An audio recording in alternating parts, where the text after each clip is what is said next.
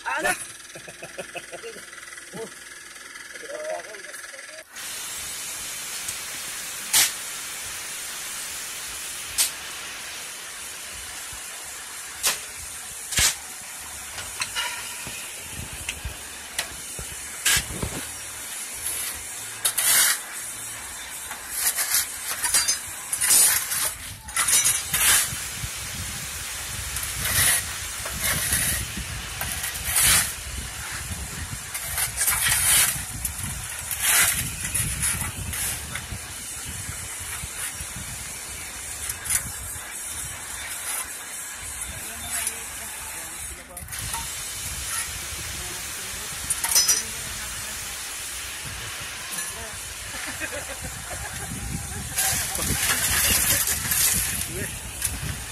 Siguro tayo pag 5 paletan, 5 hollow blocks din dapat talabas.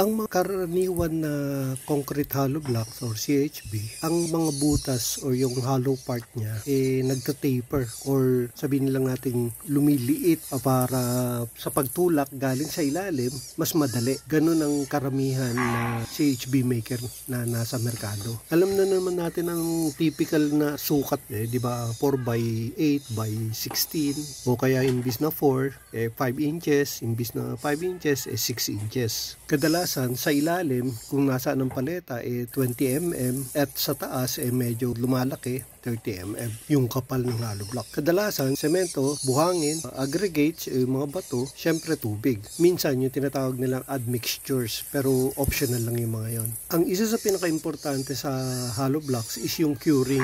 Kinakailangan cured siya, hindi siya basta mo lang patuyuin. Yan ang kailangan i-research ng magha-hollow blocks, yung curing methods.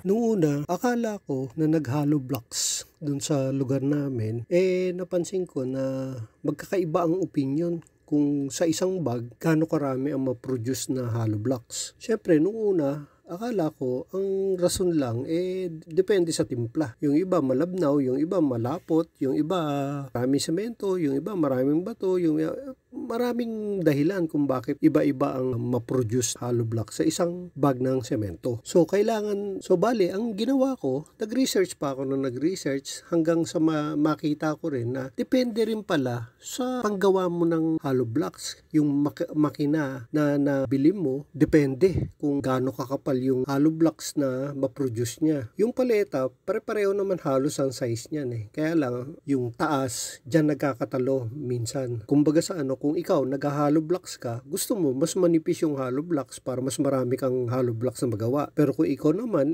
tagagawa ka ng hollow blocks maker, mas gusto mo mas makapal yung mga hollow blocks kasi mas maliit yung mga materials mo. So depende sa pananaw ng isang tao kung saan siya nakapanig, ika nga. Kung tagagawa siya ng hollow blocks or siya ang gumagawa ng panggawa ng hollow blocks. Isang bagay tungkol sa mga paleta sa hollow block. Ang dami ng paleta yun din dapat ang dami ng kayang gawin na hollow blocks ng isang grupo sa isang araw. Tapos, medyo lagyan mo ng konting allowance. Halimbawa, may kakayanan, kunwari, na gumawa ng 1,000 hollow blocks. So, dapat ang paleta mo, 1,000 rin. Kasi, kinabukasan mo pa magagamit yung mga paletang yon. Kung ang nangyari is medyo hindi pa ganun ka tuyo or hindi pa na-cure ng maigi, mag-extend ka. Kalahating araw pa o hanggat bago mo matanggal yung hollow blocks sa paleta. Kaya ang palet binababad sa used oil na mabibili mo or mahihingi mo sa mga talyer. Habang natutuyo ang semento, maninikit yan sa bakal Kinakailangan medyo balot ng used oil ang paleta mo para hindi manikit kasi mahirap magkiskis kada tanggal mo ng pan. Gumawa ng matibay na hollow block. Simulan natin sa ganito. Pag matamis ang kape, mali timpla. Pag maalat ang adobo, mali timpla. Malata ang kanin, mali rin ang timpla. Ang labnaw ng juice, mali timpla. Walang asim ang sinigang, mali pa rin ang timpla. So, para ma-judge natin ang timpla na banggit ko, kinakailangan natin ng opinion mga eksperto. Katulad ng sa kape kunwari, yung mga barista. Kanin, sinigang, adobo, yung mga chef o kaya yung mga nagkakarinderya ang expert natin. So sa juice, tingnan mo na lang yung pakete kung anong sinasabi doon. Sa lahat ng tinitimpla, dapat tama ang timpla. Ganun lang naman kasimple yan O ganun nga ba? Ang konsepto ng matibay na hollow blocks medyo kahalong standards. Kaya hindi lang opinion yan. Tama na ibagsak mo hollow blocks and then pag hindi nabasag or hindi nadurog, ibig sabihin nyo matibay. Pero baka naman sobrang tibay. Pagkatibay niya, masyado nang malaki yung gastos mo. Hindi ka nakikita. So, ang pinakamagandang gawin dyan, i-submit mo ang isang specimen o isa o dalawang hollow blocks sa lab testing. Or, ikaw na mismo ang mag-testing. Marami naman paraan dyan Hindi lang naman yung sa laboratory. Compression test. Pag natapos na-determine mo na kung gaano katibay, kasi magta-trial and error ka kinakailangan pinaka-tamang timpla. Huwag sobrang tibay kasi malulugi ka sa materyales. At wag din yung marupok syempre kasi hindi papasa sa compression test. So yung tamang-tamang tibay lang. Sa trial and error sa ganitong proportion ng konkreto, semento, buhangin at saka dinurog na bato, pwede ka magtimpla. Kunwari 5 hollow block. Tapos ito naman is sa ganitong proportion. O ito naman kunwari sa ganitong proportion. So yan, dun mo malalaman kung paano talaga mahuli tamang-tama. Yung yung lagpasan mo lang ng konti ng tibay para pasok na pasok ka. Kasi ano yan may discrepancies pa rin naman yung kabuuan ng isang batch by batch kunwari. Kaya pwedeng tumibay ng konti, pwedeng rumupok ng konti. So, depende yan. Meron kang calibrate mo yung tibay na ganito, mas matibay ng konti, mas matibay ng ganito, dahilanan na magkakaroon ng discrepancy yan. Ako ba ay isang eksperto dito sa paggawa ng hollow block? Ay hindi ho. Ang ginawa ko lang po ay pinag-aralan ko yung business, gumawa ako ng feasibility, gumawa rin ako ng calculation, tapos nag-implement ako ng maliit na startup. And ito ay hindi ko pwedeng tawagin na eksperto na ako. Ito ay pagbabahagi lamang ng kung ano yung naging experience, kung ano yung nakita kung paano magsimula. Hindi ito magiging komprehensibong guide o isang actionable na payos sa pagsimula ng hollow blocks business. Pero ito ay pwedeng maging simula ng isang pag-aaral o isang gabay para maging simula. Hindi ito ang payo na pwede mo na sundin. Basta isaisip natin, tuwing kakaroon tayo business na idea, ang pinakamagandang unang hakbang pa rin ay ang paggawa ng feasibility study. At pag nakita mo ng magiging viable ito or magiging feasible ito or successful, pwede mo nang gawa ng business plan. Ito ang minimum para magsimula ng isang business. Meron mga standards sa paggawa ng hollow blocks. Ngayon, ang banggitin ko lang muna ay tungkol sa load-bearing at non-load-bearing na hollow blocks. Sa load-bearing, meron tayong tinatawag na 750 PSI at sa non-load-bearing naman meron tayong 400 PSI. Ito ay ang compressive strength ng concrete hollow blocks. Ang mga karaniwang ginagamit sa concrete raw materials, semento, buhangin, coarse aggregate, admixture. Pero ito ay optional lamang. At syempre, ang tubig. Ang alternatibong raw materials is ito yung mga sodas, rice hulls, crushed coconut shells, crushed seashells, crushed mussel shells, crushed oyster shells. Pero kadalasan ito ay hindi masyadong ginagamit sa mga common na lugar. Katulad ng mga lugar na wala namang masyadong ganitong mga materyales. Ang lahar o pyroclastic materials hindi talaga ina-advise na pwedeng gamitin. Pero marami nagsasabi na ito ay magiging matibay din sa base sa mga experience nila. Pero sa ngayon, wala pa akong nakikitang pag-aaral o komprehensibong testing and masusing pag-aaral na nagsasabi na ito ay pwede. So, ang mga halimbawa ko rito ay yung pinaka-common lang. Ang pinaka-common na concrete mixture is 1 unit cement, 2 units aggregate, at 3 units na buhangin. At syempre, yung tubig. Or pwede rin natin tawagan 1:2:3. Dito medyo nagkakaroon ng maraming variasyon. Kasi ang hollow blocks, pag binibilang natin, ang isang hollow blocks may iba-ibang sukat. Alam naman natin, ang pinaka-common na hollow blocks is 4 inches ang taba or 5 inches or 6 inches by 8 inches by 16 inches. Yan ang pinaka-common. Nagkakaroon ngayon ng maraming pagbabago base sa kung ano ang klase ng molde mo. Yung laki ng butas, yung kapal ng hollow blocks mismo. Kaya depende yan sa kung ano ang sabihin na natin nabili mo or na manufacture mo na panggawa ng hollow blocks. Kasi kadalasan yan, ang hollow blocks maker natin ay tapering from baba pataas. Ang ibig sabihin nito is mas manipis yung ilalim at mas makapal ang taas. Ito kadalasan kasi ng hollow blocks maker pinupush niya pataas or hinuhugot pataas yung molde. Kikita natin ito sa video. Pag naririnig natin ang mga mason o kahit na sinong gumagawa sa tungkol sa construction o meron tayong maririnig na papatuyuin ng konti yung konkreto tapos i-delay ang pagtuyo nito. Nung una kong narinig ito sa eskwelahan, medyo nalito ko dahil hindi ko alam yung pala, ang ibig sabihin nito ay yung curing. Ang pag-delay ng pagtutuyo ng konkreto or hollow blocks ay nagiging sanhi ng pagiging matibay nito. So, meron mga yan, depende yan Katulad ng ibig ko sabihin, ito yung mga variables na tulad ng gaano ba kainit sa lugar nyo or gaano ka humid ang lugar nyo. Walang iniwan yan doon sa narinig na siguro natin mga kwento na sa Saudi, ang mga talyer o nagmamasilya naka-aircon. Kasi paghagod nila ng isang beses, kung hindi naka-aircon, natutuyo ka agad. So parang ganun din yan.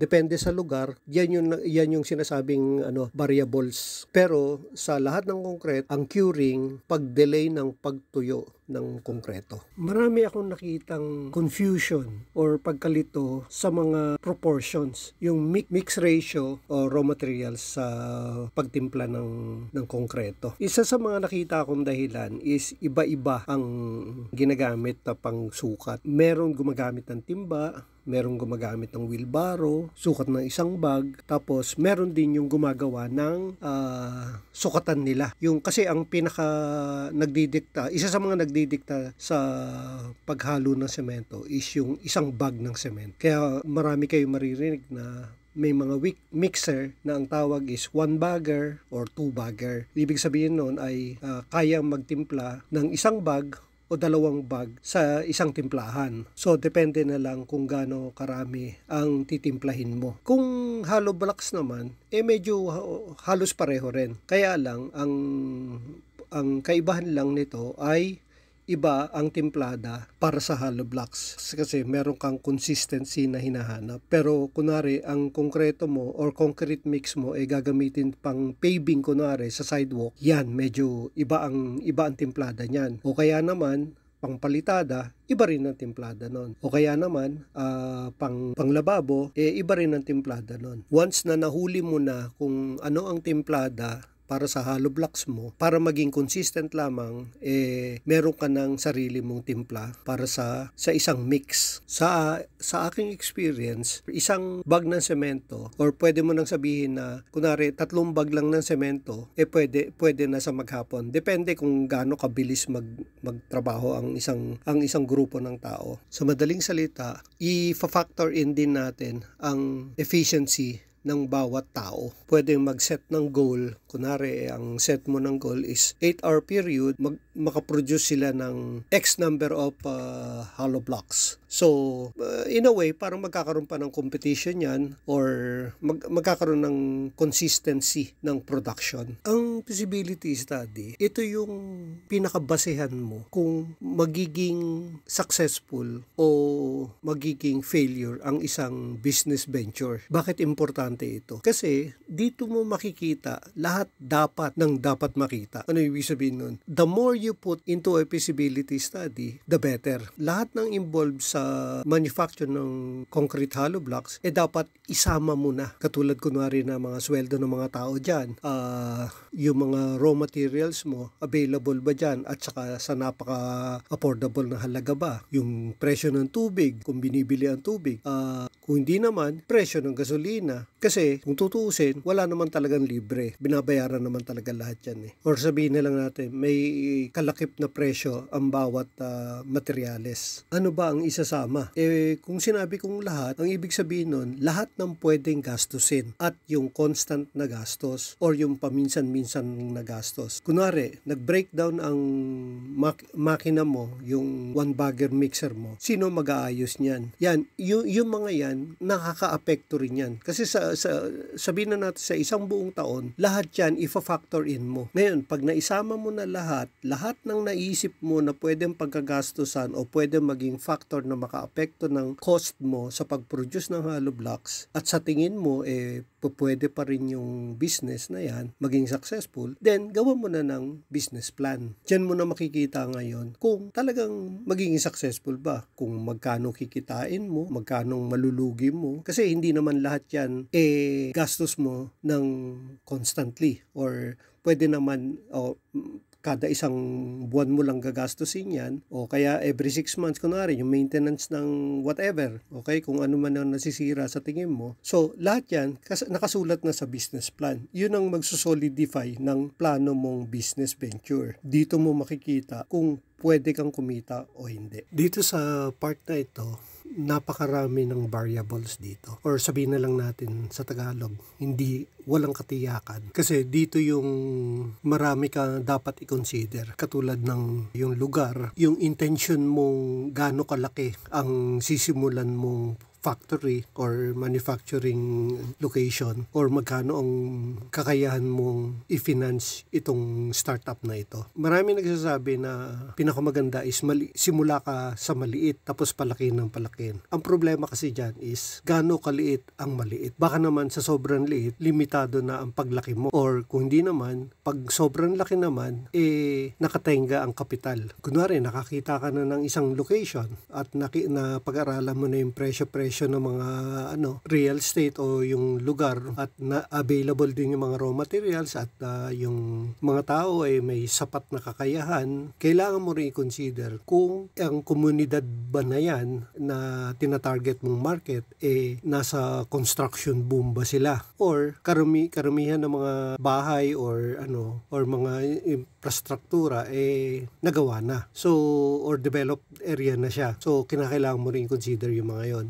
Yung main area, kunwari meron ka ng factory, yung main area mo, yun lang naman ang kinakailangan mong bubungan. Kung saan ka naghahalo ng semento, saan ang mga dekuryente mong makinarya, katulad ng yung vibrating table at yung molde, at saka yung concrete mixer mo, yun ang mga kinakailangan mong bubungan. At syempre, kung saan nagtatrabaho yung mga tao, hindi naman pwedeng nakabilad sila sa araw. Kasi hindi sila makakapagtrabaho ng mahinahon. Yung initial na curing, sabihin na lang natin curing storage ng hollow blocks, yun yung pagkahango mo pa lang sa molde, yun ang kinakailangan pwede mong takpan ng tarpaulin man lang or kung may puno, pwede rin maganda rin yung may puno. Kasi pag umulan, medyo masisira yung mga malambot pa na hollow blocks. Ngayon, pagka nahiwalay mo na yung paleta, let's say tumigas na ng konti yung hollow blocks at pwede nang ihiwalay yung paleta, pwede mo nang i-stack yung mga CHB or concrete hollow blocks. Hindi naman ganun kakomplikado ang pag-set up isang manufacturing factory ng hollow block. Siyempre, ang isa sa mga kailangan ay yung may idea sa konkreto, sa mga semento, sa mga buhangin, or mason. Maganda rin yung marunong mag-operate ng mga makinarya, yung katulad ng yung mixer, tsaka yung molde, yung na may vibrating table. Yun lang naman ang dalawang posibleng dekuryente or makinarya. Hindi naman ganun kahirap maghanap ng mga trabador at hindi rin naman ganun kahirap i-train ang mga tao. Turo sa kanila kung paano ang magiging proseso. Basic knowledge ng electricity, pwede na. Basic knowledge ng concrete, pwede na rin. Ang pinaka-importante actually is yung sipag. Kasi medyo mahirap yung trabaho na yan. Physical na hirap. Depende sa sistemang mabibili mo. Yung kunwari kung paano yung makinarya mo or paano yung mga mixer mo, paano yung molde mo. Lahat yan, physical na trabaho. Yung after mong matapos sa molde, ilalatag mo sa preliminary curing stage. Tapos ililipat mo rin sa final bago kunin for utility na. Marunong mag-operate ng generator, ng water pump, kailangan. At kung marunong magmaneho, yun yung mga plus factors pa. Pag nag-train ka ng tao, medyo bigyan mo naman ng konti kontrata na hindi sila pwedeng umalis ng certain time kasi nga train mo sila. Parang more or less standard naman yun . Pero at the end of the day, ang kinakailangan mo dyan is yung loyalty nila sa'yo. Kasi nga, hindi mo naman talaga maitatali yung mga tao . Kinakailangan lang tratuhin ng tama. Ang isa sa mga magdidikta dito sa part na ito, yung gaano karami kapital ang kaya mong ipundar. Kasi napakaraming magagandang molde na available sa merkado. Meron yung waluhan, meron yung yung maandar mismo yung molde, tapos parang ibababa niya lang yung mga hollow blocks. Meron din yung katulad ng ginamit namin, yung apatan. Marami yan. Meron dalawahan, may tatluhan, may apatan, may animan.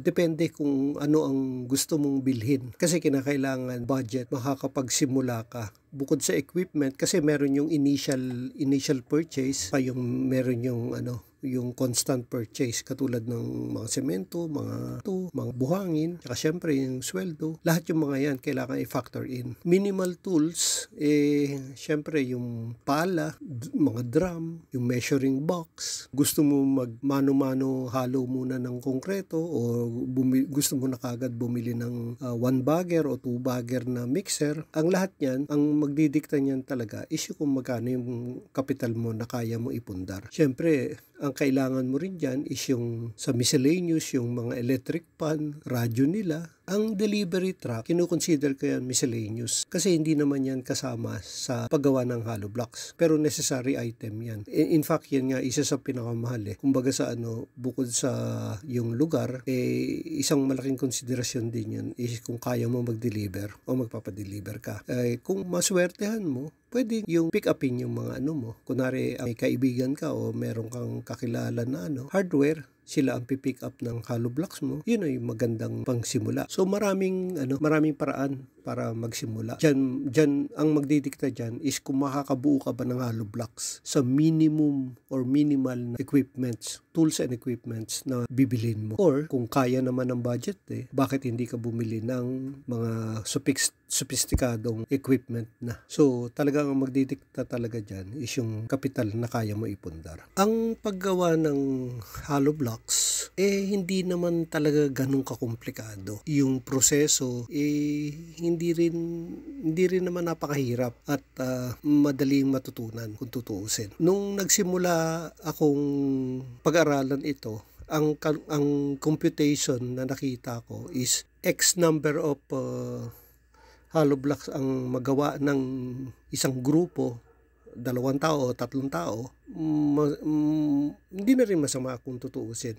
Pwede na. Pero kailangan talaga mag-invest sa pampabilis ng trabaho. Katulad yung mga mixer, katulad yung wheelbarrow. Kasi yung wheelbarrow, mas madaling magbuhat or mas madaling, kunwari, ang imbakan mo ng graba or bato is malayo dun sa main mo, yung roof, yung may bubong na parte ng factory mo, kailangan mo talaga yung wheelbarrow.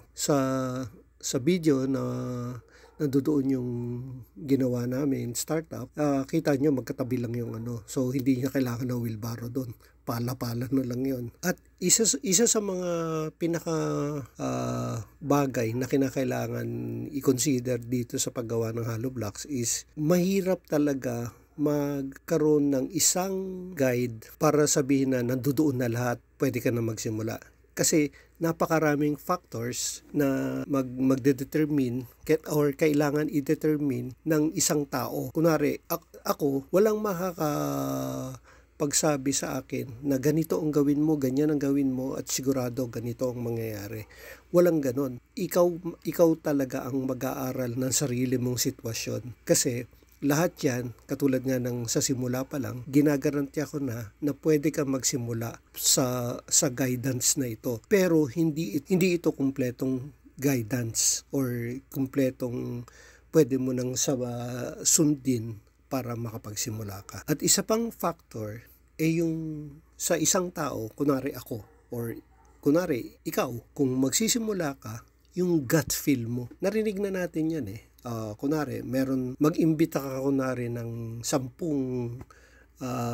pwedeng magsimula ng hollow block business. Ibibigay mo lahat pare-pareho. Okay? Pare-parehong sitwasyon. Ang kaibahan lang is sila ang magbibigay ng sarili ng puhunan. So, kahit na pare-pareho yan, meron magbaback out dyan at meron tutuloy. So, ano pinagkaiba? Yan yung diskarte na lang ng isang tao. Kung sa tingin niya, kakayanin niya, o meron siyang sapat na kaalaman, or meron siyang yung tinatawag na business gambler, at meron yung tinatawag na business acumen. Usually, ang merong business acumen, ito yung mga nagiging successful businessman. Kasi medyo madalang yan Or sabihin na lang natin, pwede mo sabihin na natatrain ang isang tao sa ganyan, o pwede mo rin sabihin innate na sa kanya or likas na sa kanya. Samantalang narinig na natin na ang pagbibusiness ay parang sugal. Totoong ang business ay parang sugal naman talaga. Pero hindi ito purong sugal. Ito yung tinatawag na sa pagsusugal, kinakailangan mong matutunan yung edge na tinatawag para maging successful gambler ka. Business gambler.